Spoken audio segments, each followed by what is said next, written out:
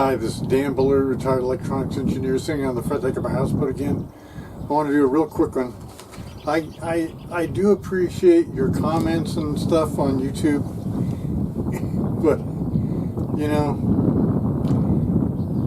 don't be stupid, okay? I got this comment, and I won't mention the name of the guy, because he was a nice guy in the end, so I don't want to embarrass him, but he says, what does symmetrical distortion practically mean for law 3? I measured even harmonics with two separate 2 megahertz square waves. Signal S1 and S2 are related. S1 is equal to not S2, that is, it's the inverse. And they go into two capacitive loads to control a switch. I'm not sure where the even harmonics are coming from, except maybe the overshoot, the rising edge getting clamped. Maybe the phase of the signals aren't perfectly 180 degrees out of phase due to mildly different transmission line lengths. Okay, he came back later and said, oh, he used a couple 150 ohm probes and he's using a scope. Okay, do not use a scope.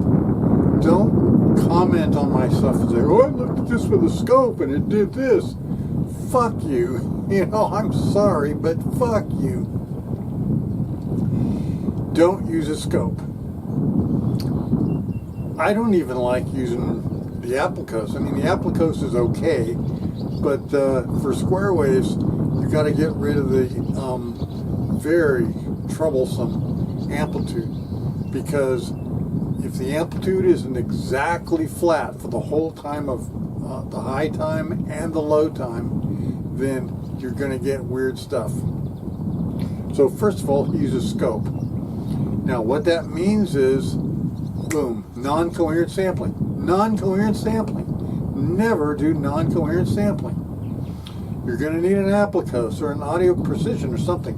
Remember my Applicos video, I criticized audio precision for saying that even harmonics only come from asymmetrical stuff, and odd harmonics only come from symmetrical stuff. They were on the leading edge of this stuff. But that's because they're doing coherent sampling, and coherent sampling was kind of new back then. It's not new anymore. I mean, I've been doing coherent sampling since 1990, okay? So it's not that new. Don't use a scope. And that button on the scope that says FFT, ignore that. That's garbage. There's no such thing as a legitimate FFT on a scope. You're going to have to do an Applicos, an audio precision or something. I'm not trying to sell you an Applicos. I really hope those guys fuck up and fail. But you need to do coherent sampling. Now, I have done it on big machines. The Credence Vista, the Credence SDS 3000, the Next Test Maverick Lightning, the Schlumberger S9000 EXA. I mean, I've done it on all these machines. The LTX Synchromaster, it was called a Synchromaster. Bruce Tippett's called it the Salad Master. Okay? These guys are funny as hell. You know, don't get me wrong, Bruce Tippett, he's still an asshole, but, you know, he was kind of funny. He was a pretty funny guy. He's a guy who came up with all kinds of crazy stuff, where he talked about, he worked at Ford for a while.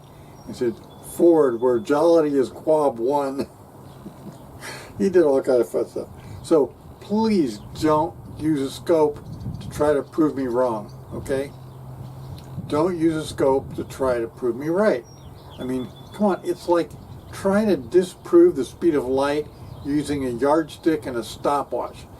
You're not going to do it. You're not going to do it. If you want to disprove the speed of light, you better come up with a really good experiment, you know? You want to disprove me, use something. You know, you don't have to do Excel. You can use something else. But it makes sense in Excel. And remember that most of these things, Ohm's law, all that stuff is theoretical. It's all mathematical. So there is no, I mean, if you got there with an ohm meter and say, oh, this isn't right, you know, there's 10 microamps flowing and it's 9.9 k ohms. Well, give me a break. You're not going to disprove ohm with a Radio Shack voltmeter and some kind of resistor out of a pile of garbage that you got secondhand from Tektronix. You're not going to disprove me wrong, I guarantee it. These are laws of physics.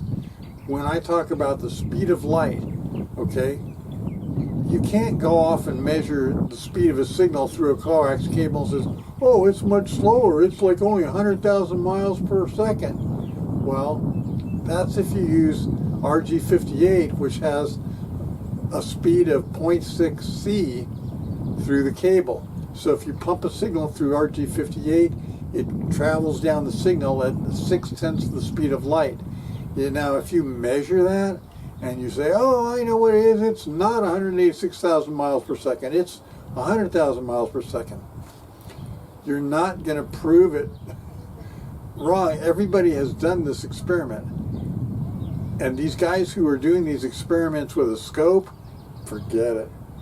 So, you know, I just want to say, I do appreciate your comments, your likes and dislikes if you dislike my videos, but you're not going to change my mind. You're not going to change my mind.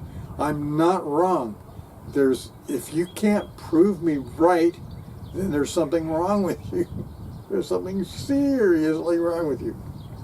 Anyway, I want to make that short, so I appreciate you guys, you know, commenting and liking and subscribing and all that good stuff, but I may stop making these videos, so don't bother going to the trouble of subscribing. Watch the older videos. I do a lot of great work. Oh, I do want to mention this one thing. When I look at square waves, like I said, I ignore the amplitudes. I use a digital pin and capture just the 1 and just the 0.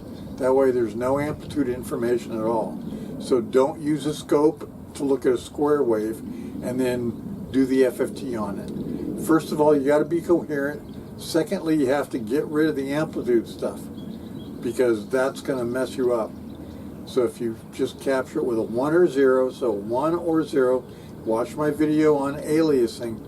That was a really good one. It was brilliant stuff. I mean, that was Larry Getman came up with that idea, and I forgot about Larry doing that, and I implemented it, and then found out later, much later, that I basically stolen Larry's idea. So I did give Larry, that's Larry Getman, I gave Larry credit for that. But that's a really great way of going. Now, Barry Culp is the one who came up with a way of using a digital pin, just to keep capturing a 1 or 0 from a square wave. Ignore the amplitude information. Like this guy was saying, he's going into capacitive loads to control a switch. What's a capacitive load going to do? It's going to slew the signal. You don't want that. You want absolutely hardcore, fast transitions. You don't want these slow transitions. You want everything super fast. And you can't use a piece of crap waveform generator. You have to use a real signal generator. So, I mean, you should just use a tester. Use an Applicos or an Audio Precision or, you know, a Next Test Lightning or something like that.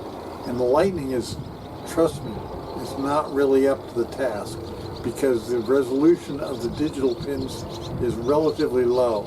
So the chance of you getting a 50% duty cycle square wave is very low. It's probably not even possible.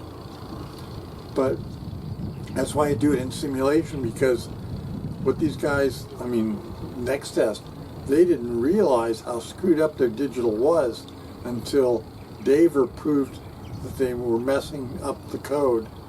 They used the wrong number for the period, and it just screwed everything up.